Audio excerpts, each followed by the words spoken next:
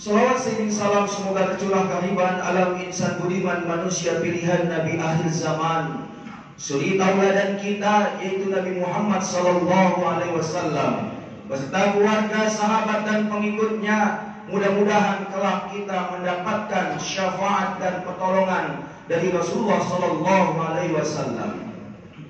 Hadirin oleh Allah Subhanahu wa taala, kembali khatib berwasiat khususnya untuk video khatib dan umumnya untuk jamaah sekalian. Khatib mengajak marilah sama-sama kita tingkatkan kualitas iman dan takwa kita kepada Allah Subhanahu wa taala. Karena hanya dengan iman dan takwa kita akan bahagia dan selamat di dunia maupun di akhirat. Hadirin oleh Allah Subhanahu wa taala, menindaklanjuti broadcast daripada Ketua Umum Masjid As-Salam tentang surat edaran dari Direktorat Jenderal Bimas Islam Kementerian Agama Republik Indonesia berkenaan esok adalah Hari Internasional Persaudaraan Manusia, maka izinkanlah khatib pada kesempatan kali ini menyampaikan tema tentang persaudaraan manusia. Tema tadi ada dua kata kunci. Yang pertama adalah persaudaraan dan yang kedua adalah manusia. Khatib bahas yang manusia dulu. Manusia di dalam Al-Quran Allah menggunakan berbagai macam bahasa, berbagai macam kata, setidaknya 3 kata yang mengungkapkan identitas manusia. Minimal 3. Yang pertama, Allah gunakan kata basyarun, yang artinya manusia dilihat dari aspek biologis. Tidak beda dengan makhluk-makhluk lainnya seperti binatang dan tanaman. Maka manusia diciptakan dari tanah, perilakunya tidak jauh beda dengan binatang. Hanya saja manusia disebut dengan hayawanun nafiq, binatang yang berpikir, binatang yang berakal. Kalau hewan dan binatang kawin, maka manusia pun kawin. Kalau binatang makan, manusia pun makan. Kalau binatang berantem, manusia pun juga berantem. Cuma bedanya hayawanun natik, manusia yang berpikir, manusia yang berakal. Ketika kawin diingat harus dengan cara yang halal, dengan akdun nikah, ijab qabul. Tidak asal melihat wanita, tidak melihat wanita asal nosor. Kenapa? Manusia memiliki akal pikiran.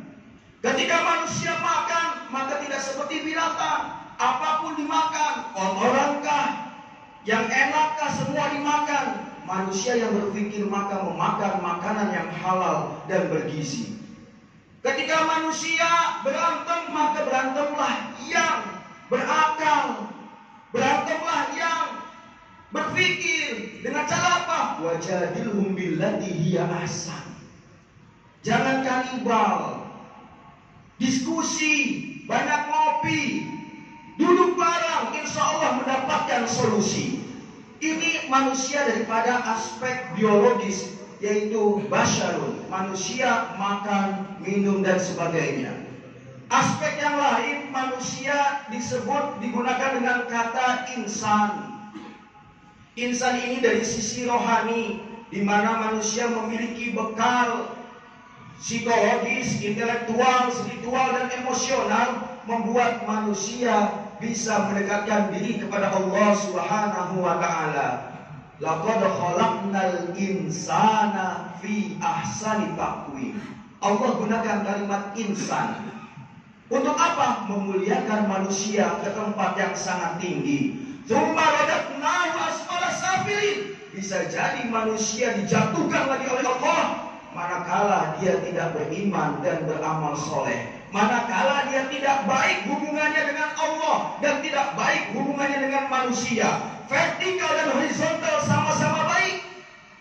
Baik kepada Allah juga baik sesama tetangga, baik kepada Allah dan Rasulnya juga baik dengan saudara. Dan yang terakhir, manusia di dalam Al-Quran Allah gunakan dengan kata an-nas, yang artinya manusia dilihat dari sisi sosial, bahwasanya manusia adalah makhluk sosial. Sehingga kita harus berpikir, sadar diri, kita manusia diciptakan dari asal yang sama, yaitu tanah.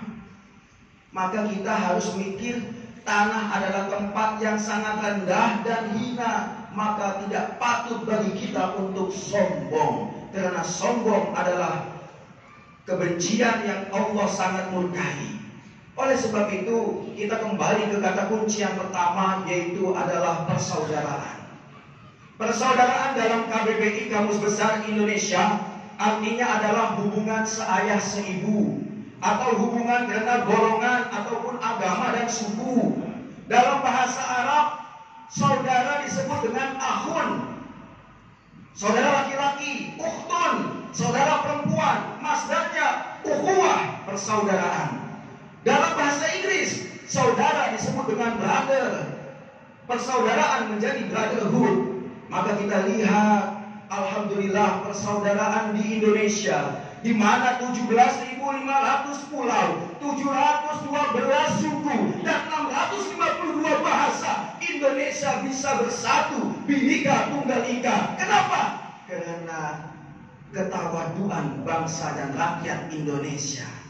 Karena pertautan saudara sesama bangsa Indonesia, sebagaimana diajarkan oleh Islam, bahwasanya saudara bukan hanya se-Islam, seiman, bukan hanya ukhuwah Islamiyah, tapi juga ada ukhuwah watoniyah, yaitu ukhuwah persaudaraan karena sebangsa dan setanah air. Di atasnya lagi ada ukhuwah insaniyah, yaitu persaudaraan sesama manusia. Tidak membedakan agama, tidak membedakan suku, dan tidak membedakan negara. Semua kita manusia adalah saudara, karena kita tercipta dari tempat dan asal yang sama. Hadirin Allah Subhanahu wa Ta'ala, maka Nabi mengilustrasikan dalam hadisnya, al-muslimu lil muslimi kal bunyani yashuddu ba'duhu ba'dha. Muslim dengan muslim yang lain itu ibarat satu bangunan yang saling menguatkan. Kalau orang yang mampu itu ibarat genteng, maka orang yang tidak mampu ibarat bata merah, batako. Sehingga terciptalah sebuah bangunan yang megah seperti Masjid As-Salam ini. Maka tidak boleh sombong orang yang mampu. Kenapa? Ketika batako merah itu hancur, tembok itu runtuh, maka genteng yang tadinya sangat tinggi, bahkan dia akan hancur berkeping-keping karena lantaran pondasi dan temboknya tidak kokoh. Artinya baik yang mampu dan tidak mampu, kita harus saling bersaudara. Hadirin sekalian, dan ini ditegaskan dalam firman Allah Subhanahu wa Ta'ala, a'udzubillahi minasyaitonirrajim, bismillahirrahmanirrahim. Ya ayuhan nas, inna khalaqnakum min dzakarin wa untha wa ja'alnakum syu'uban wa qabaila lita'arafu, inna akramakum 'indallahi atqakum. Wahai manusia, sungguh aku menciptakan kalian dari laki-laki dan perempuan, dari bersuku-suku dan berbangsa-bangsa untuk saling mengenal, dan sungguh yang paling mulia di sisi Allah Subhanahu wa Ta'ala adalah mereka yang bertakwa.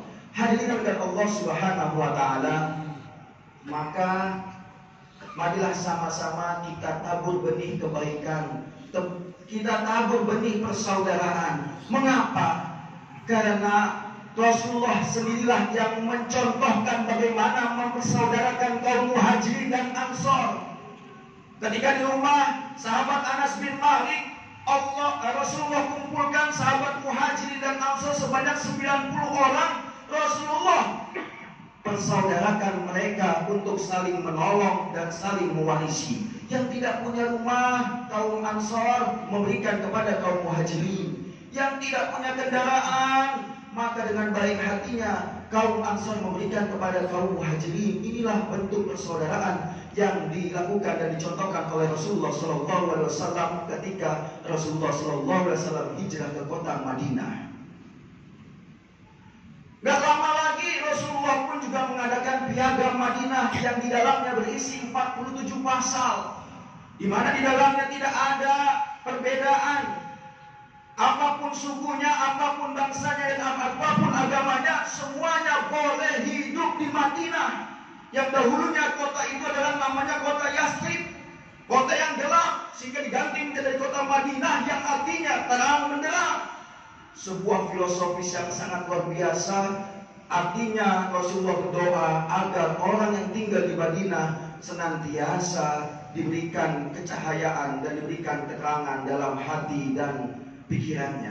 Oleh karena itu, hadirin yang dimuliakan Allah Subhanahu wa taala, marilah sama-sama di bulan yang penuh berkah ini, bulan Rajab, di mana benih manusia agung yang dititipkan pada rahim Siti Aminah di bulan Rajab inilah dititipkan. Di bulan pertama Siti Aminah mengandung, dan kemudian 9 bulan kemudian jatuh pada 12 Rabiul Awal Rasulullah Shallallahu Alaihi Wasallam dilahirkan.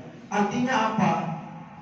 Kita benih, kita tabur benih-benih kebaikan pada bulan ini. Insya Allah 9 bulan kemudian, insya Allah beberapa bulan kemudian, tahun kemudian, kita akan mendapatkan hasilnya dan kita akan mendapatkan sesuatu yang kita harapkan. Apa yang kita tanam, maka itulah yang kita petik. Yang kita tanam kebaikan, persaudaraan, maka bukan hanya saja keuntungan materi, tapi juga keuntungan ukhrawi. Kenapa? Al-mar'u ma'aman ahabba. Manusia itu nanti dikumpulkan bersama orang yang dicintainya. Bahkan Nabi menegaskan, la yu'minu ahadukum hatta yuhibbu li akhihi ma yuhibbu li nafsi. Tidak dianggap beriman seseorang sehingga dia mencintai saudaranya sebagaimana dia mencintai dirinya sendiri. Mudah-mudahan Allah bimbing kita dalam tali persaudaraan, ukhuwah Islamiyah, ukhuwah wataniyah, dan ukhuwah insaniyah, sehingga kita sama-sama mulia di dunia maupun di akhirat.